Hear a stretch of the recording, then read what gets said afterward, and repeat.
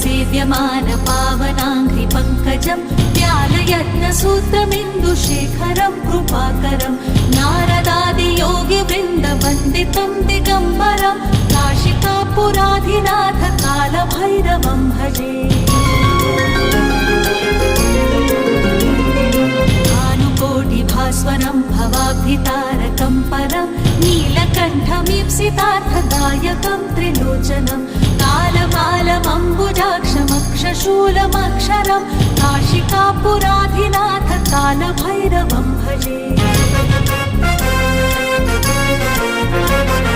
शूलटङ्कपाशदण्डपाणिमादिकारणं श्यामकायमादिदेवमक्षरं निरामयं भीमविक्रमं प्रभं विचित्रताण्डवप्रियं काशिकापुराधिनाथ कालभैरवं भजे।